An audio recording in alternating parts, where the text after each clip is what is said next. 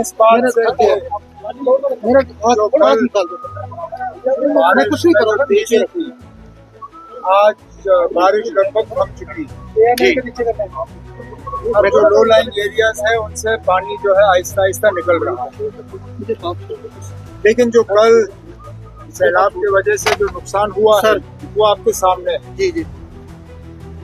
ये पुल, और मैं भी डिविजनल कमिश्नर साहब से कह रहा था कि मुझे अच्छी तरह याद है, ठीक 2014 में इसी कोने पे इस पुल को नुकसान हो गया। अब जाहिर सी बात है कि इस कोने में कुछ ऐसा खतरा है जिसको हम सही तरीके से समझ नहीं पाए। अब कुछ टीम एक्सपर्ट्स लाके ये देखना होगा कि 2014 और आज 2025 में यहाँ पे इतना नुकसान क्यों हुआ, आगे ना हो उसके लिए हमें इंतजाम करना होगा। और फिर जो यहाँ पे मकान दरिया के किनारे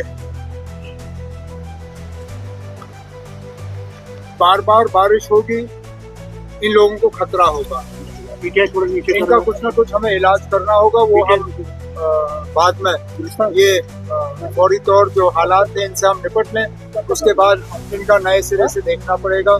अच्छी बात तो सिर्फ इतनी है कि बारिश जो है, बारिश में कमी आ गई है और राहत का काम जो है उसमें अब तेजी आई है। मैंने अभी फौरी तौर आपके सामने टेलीफोन पे वज़ीर आज़म साहब से बात की, उन्हें हालात के बारे में बाखबर किया और जो NDRF की टीमें एयरपोर्ट पे तैनात हैं उनके लिए उनका शुक्रिया किया। और उन्होंने मुझे यकीन दिलाया कि जम्मू कश्मीर को और यहाँ के लोगों को जितनी भी मदद की ज़रूरत होगी, मरकज़ की हुकूमत की तरफ से तमाम मदद जो है वो हमें हासिल। सर मजमूई हालात क्या है, बाकी डिस्ट्रिक्टों के हालात क्या है? कटरा की बात हमें बाद में करनी होगी। अब जब हमें मौसम के बारे में पता था तो क्या हम और इक़दाम नहीं उठा सकते थे कि उन कीमती जानों को हम बचाएं। ये मौसम के खराब होने का जो खबर जो हमें वार्निंग दी गई थी, ये कुछ दिन पहले हमें आई थी। तो अब वो लोग ट्रैक पे क्यों थे, उनको रोका क्यों नहीं गया, सेफ स्पेस पे उनको रखा क्यों नहीं गया, इस पर हमें बाद में बात करनी होगी। लेकिन फिलहाल तो हमें इस बात का अफसोस है कि लगभग 29 या 30 लोग जो है अपनी कीमती जानें खो गए। सर बाकी डिस्ट्रिक्टों में क्या हालात है?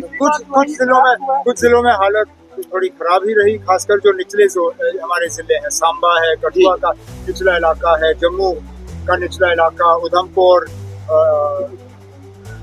डोडा किश्तवाड़ में चिनाब के किनारे, कुछ जिलों में हम लगभग जितना नुकसान हो सकता था नहीं हुआ। रजौरी का ऊपर इलाका, पुंछ लगभग ठीक ही। सर मकानों को जो नुकसान हुआ उनकी कंपनसेशन उस पे तो अभी पहले तो हमें पानी से निकलने दीजिए, उसके बाद असेसमेंट होगा कि किनके मकानों को कितना नुकसान हुआ और उसके बाद उनके लिए पैकेज एक तैयार किया गया। सर आप 2 जिलों में पहुंचे हैं, क्या कुछ मदद दिए जाएंगे? मेजर तो हमें लेने होंगे, खासकर वो लोग जो गैर कानूनी तौर सैलाब के इन इलाकों में रहते हैं, उन्हें नई सिरे से कहीं बसाना होगा। बार बार हम उनके मकान उन्हीं जगहों पर नहीं बना सकते जहाँ पे फिर जब पानी आ जाता है तो उनके मकान बह जाते हैं।